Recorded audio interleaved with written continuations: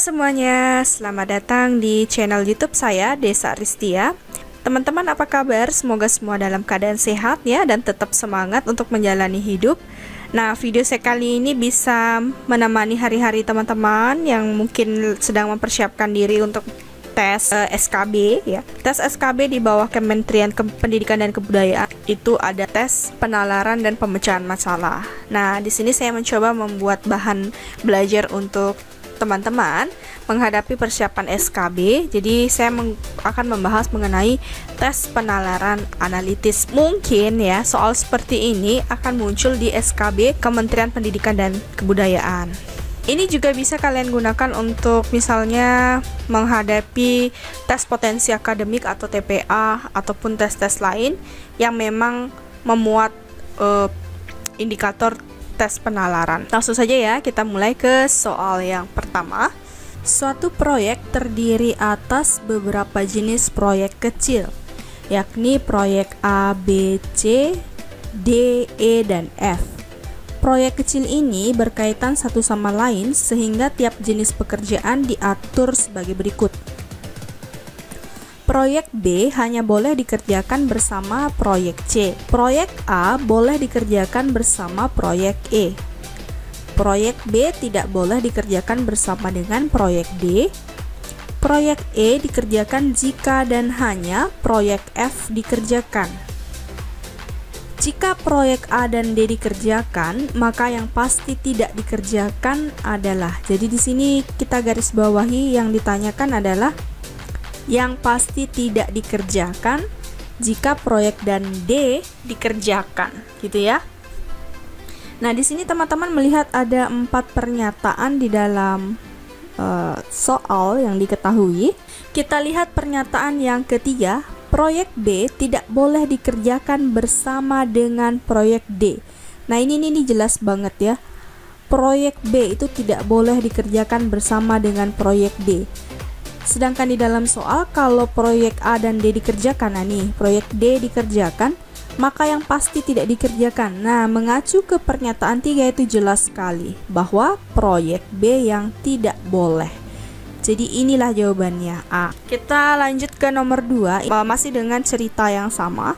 Ini sampai sini ya, sama dengan soal nomor 1. Yang berbeda adalah pertanyaannya. Yang ditanyakan, jika minggu kedua pekerjaan wajib mengerjakan proyek F, nah ini yang wajib ya, F, dan tidak boleh mengerjakan proyek C, maka, nah ini kita perhatikan ke pernyataan pertama, proyek B hanya boleh dikerjakan bersama proyek C, hanya boleh dikerjakan bersama proyek C.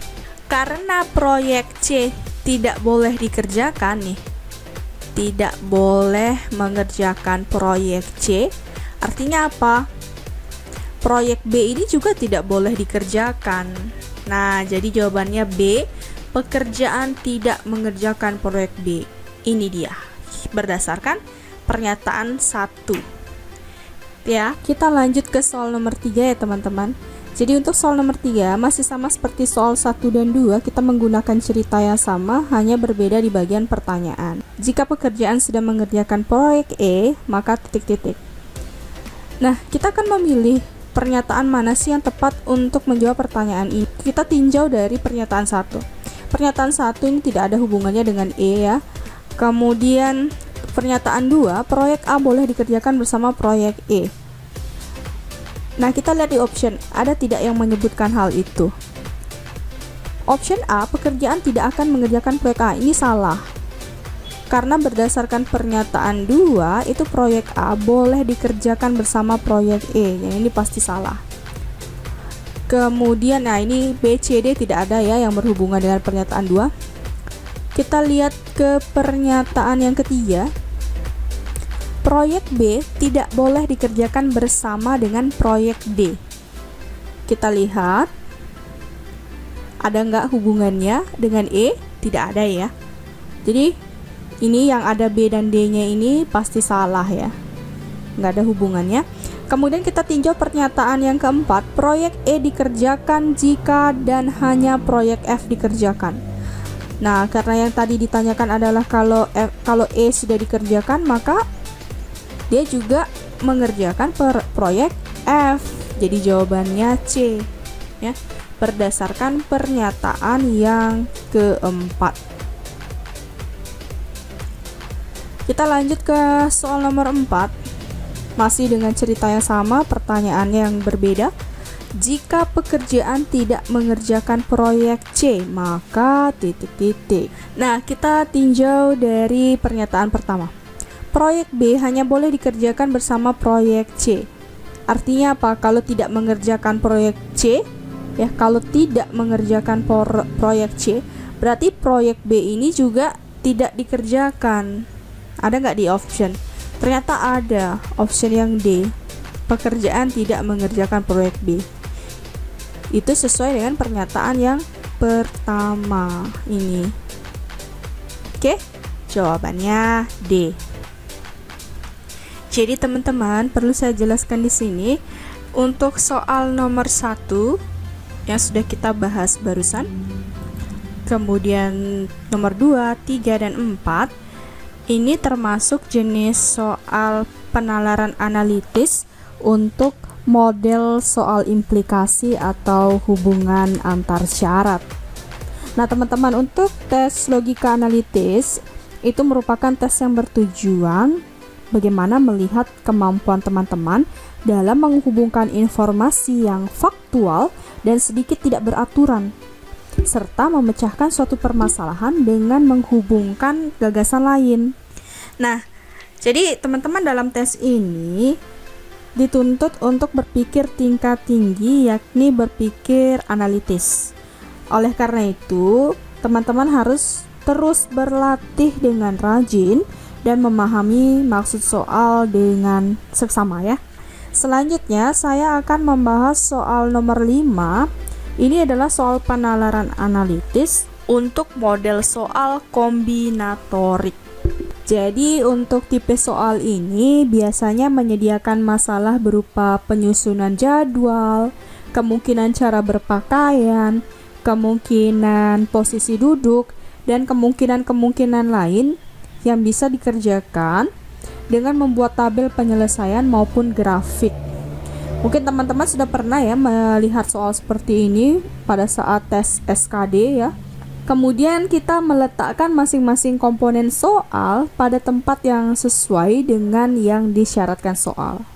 Artinya, untuk menyelesaikan soal tipe model kombinatorik ini biasanya akan lebih mudah bila menggunakan bantuan tabel dan grafik-grafik bantu untuk menyederhanakan persoalan. Gitu ya teman-teman. Nah, langsung saja kita bahas soal nomor 5. Di Universitas Harvardas ada 5 jurusan, yaitu 1. Psikologi, kedokteran 2, matematika 3, teknik 4, dan hukum 5.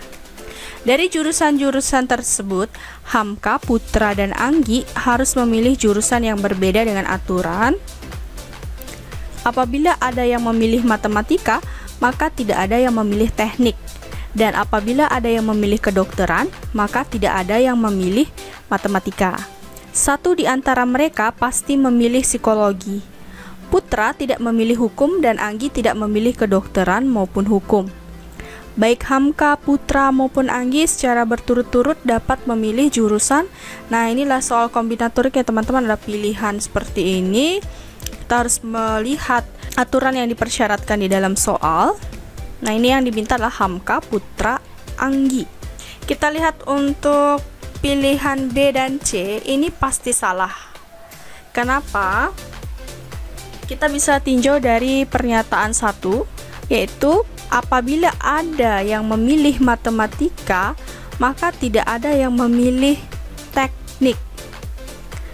Ini yang C, kalau ada yang memilih matematika itu tidak ada yang memilih teknik. Ini jadi matematika dengan teknik ini tidak boleh ketemu.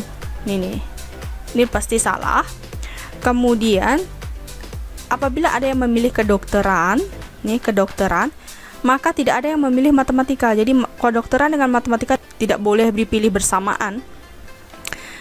Ini Kita tinjau dari pernyataan 1. Salah ya.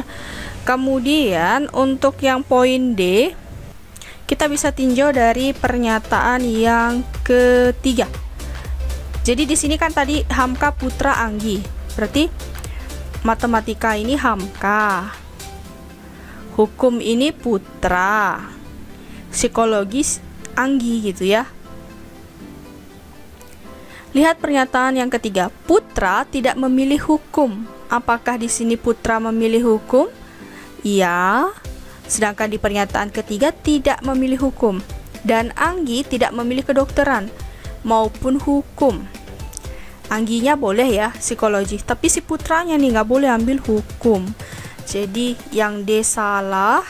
Dengan demikian, kalau BC dengan D salah, maka yang benar adalah poin A. Kalau Hamkanya ngambil psikologi, ini juga benar kan? Satu di antara mereka pasti memilih psikologi, benar.